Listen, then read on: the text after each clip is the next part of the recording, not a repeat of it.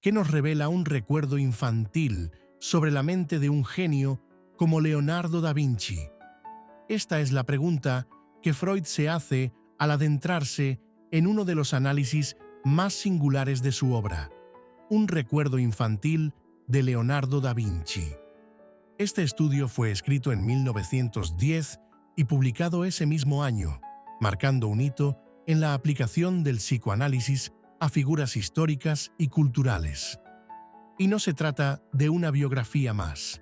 Es un intento profundo de desentrañar la psicología del artista a través de una aparente anécdota de su infancia. Un caso clínico singular que combina historia del arte, sexualidad, mitología y psicoanálisis. Pero, ¿cuál es el recuerdo que lo detona todo? Leonardo da Vinci dejó escrito en uno de sus cuadernos algo que, a primera vista, parece un detalle inocente.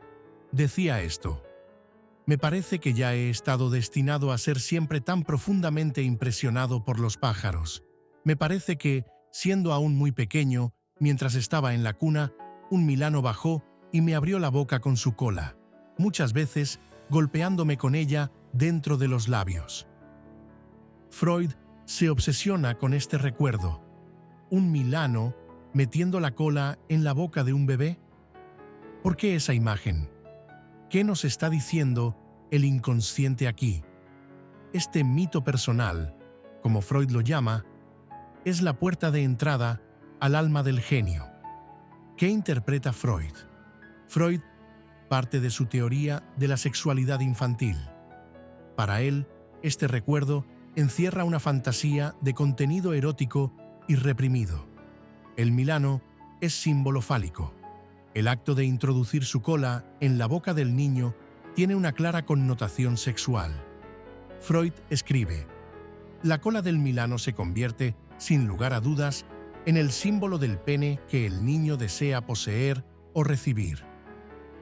Aquí se manifiesta la fantasía de ser pasivo frente al padre. Freud no duda en afirmar que este recuerdo es una elaboración inconsciente que sustituye escenas reales de la infancia, la lactancia, el deseo hacia la madre y la temprana renuncia al padre. El papel de la madre. Uno de los puntos más fascinantes del texto es el vínculo entre Leonardo y su madre, Caterina. Freud señala que Leonardo fue un niño ilegítimo, criado por su madre hasta los 5 años y luego entregado al hogar paterno. Este primer vínculo, sin la presencia de un padre, habría sido intenso y tierno. Freud propone que Leonardo desarrolló una fijación con su madre, lo que posteriormente se sublimó en su vida adulta a través del amor por la ciencia, la belleza y la sabiduría. Leonardo no fue un amante de mujeres, sino un amante del saber. El amor hacia su madre fue transformado en amor por el conocimiento. Sublimación y represión. Una de las claves del texto es la idea de sublimación, el proceso mediante el cual una pulsión sexual reprimida se transforma en una producción cultural o intelectual.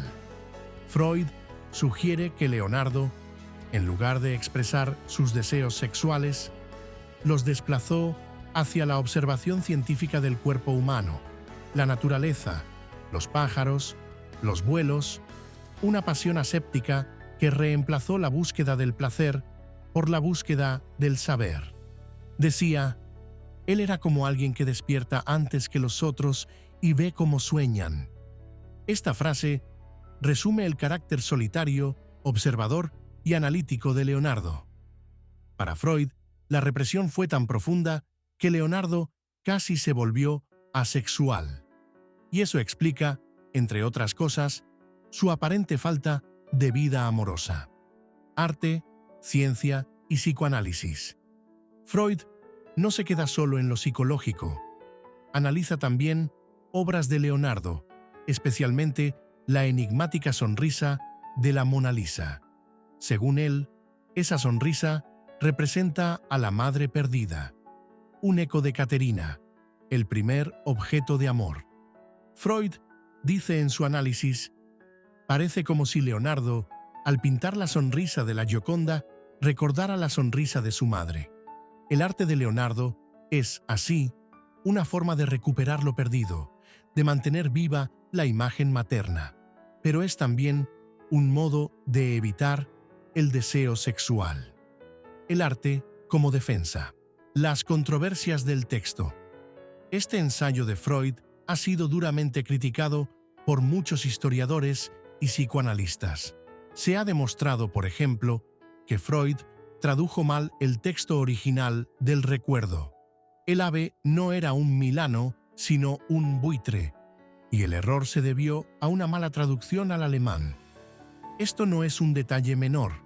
El buitre tiene otras connotaciones simbólicas en la mitología egipcia que Freud intenta explotar, afirmando que todos los buitres son hembras y, por lo tanto, vuelve a vincularlo con la madre. Pero como la base es errónea, el argumento se tambalea. A pesar de estos errores, el valor del texto no está tanto en su precisión histórica como en su construcción clínica. ¿Qué aporta este caso? 1. Introducción del análisis de la figura del genio desde el inconsciente. Freud demuestra que incluso las mentes más brillantes están atravesadas por conflictos infantiles. 2. Aplicación del concepto de sublimación. Un punto clave del psicoanálisis: cómo el deseo reprimido se transforma en arte o ciencia. 3. Uso del arte como síntoma. Freud analiza las pinturas de Leonardo como expresiones de su mundo interno. 4. Anticipación del psicoanálisis cultural. Este ensayo fue pionero en aplicar el psicoanálisis a la biografía y al arte, lo que luego daría lugar a campos como la psicocrítica o la psicohistoria. ¿Por qué el análisis de este caso sigue siendo importante hoy? A más de un siglo de su publicación, Un recuerdo infantil, de Leonardo da Vinci, sigue despertando debate, no por su exactitud, sino por su método. Freud abrió un camino para entender la creación artística como algo no puramente racional ni técnico, sino profundamente emocional e inconsciente. En una época donde los genios son idolatrados como superhumanos, Freud nos recuerda que el genio también fue niño, y lo que vivió en la cuna lo acompañará toda su vida. Además, el texto nos hace pensar sobre cómo se forma el deseo, cómo lo reprimimos y cómo lo transformamos. Temas que siguen siendo tan vigentes como siempre. Si este vídeo te ha resultado interesante, suscríbete al canal y déjame en los comentarios de qué otros temas del psicoanálisis te gustaría que hablemos. Hasta la próxima.